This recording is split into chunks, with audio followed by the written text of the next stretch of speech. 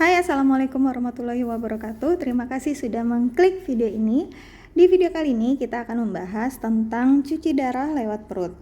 Banyak kita sudah dengar tentang cuci darah lewat perut. Apakah cuci darahnya itu seperti apa? Kemudian apa ada darah yang ikut keluar? Terus bagaimana caranya? Kemudian apakah cucinya terasa sakit atau tidak?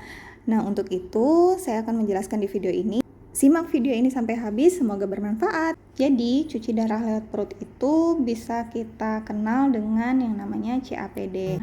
CAPD sendiri ini merupakan sebuah singkatan, yang mana C-nya itu adalah continuous, A-nya adalah ambulatory, P-nya adalah peritoneal, D-nya adalah dialisis. Jadi, continuous itu kita tahu bahwa berkelanjutan ya. Jadi proses dialisis yang dimana prosesnya itu secara berkesinambungan membersihkan darah 24 jam sehari setiap hari tanpa henti. Kemudian ambulatori, yang mana ambulatori di sini pasien itu bebas bergerak karena dia tidak terhubung sama sekali dengan yang namanya mesin cuci darah.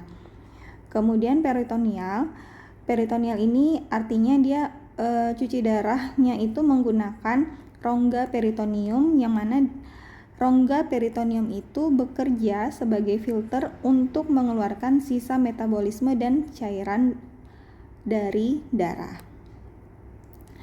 Sedangkan dialisis sendiri adalah menyaring dan membuang cairan berlebih serta ampas metabolisme tubuh seperti kalau kita kenal tuh urium dan juga kreatinin. Kemudian kita akan bahas tentang peritoneumnya. Kok bisa sih peritoneum itu bisa gantiin ginjal gitu kan? Bagaimana caranya?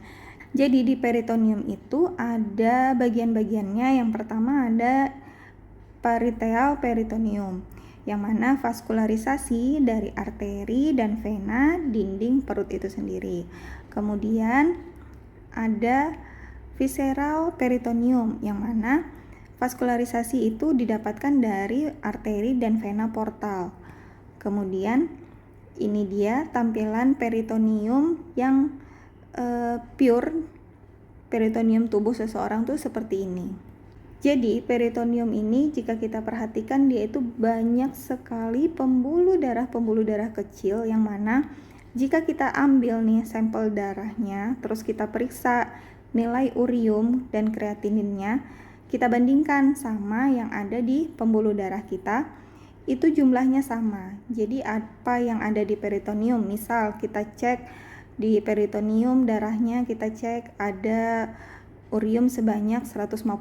Kita cek tuh di pembuluh darah tangannya berapa nilai uriumnya. Nah, ternyata didapatkan hal yang sama.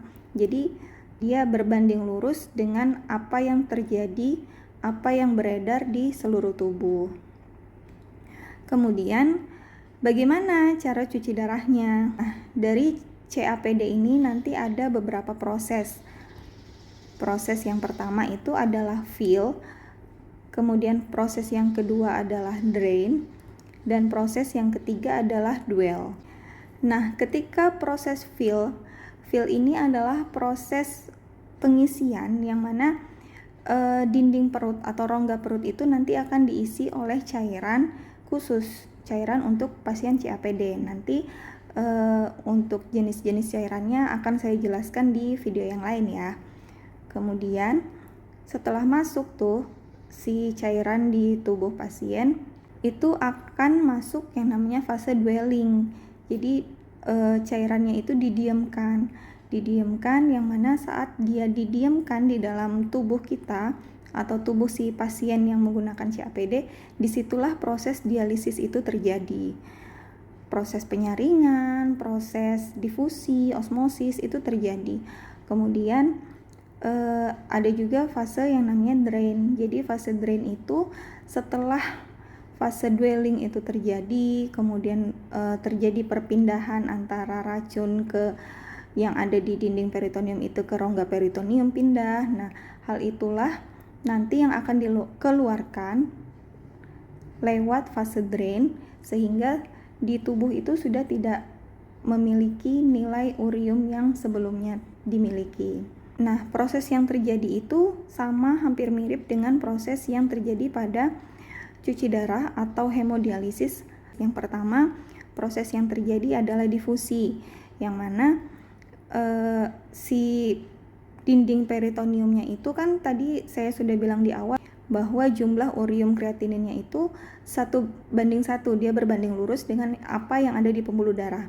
Nah, ketika dimasukkan cairan yang mana konsentrasinya itu tidak ada sama sekali urium kreatinin, otomatis si urium kreatinin ini akan berdifusi, dia terdifusi atau terpindah, karena yang dari peritoneum itu konsentrasinya lebih tinggi, dia akan berpindah ke rongga peritoneum yang sudah kita isi cairan dextrose tadi atau cairan CAPD tadi. Dia akan berpindah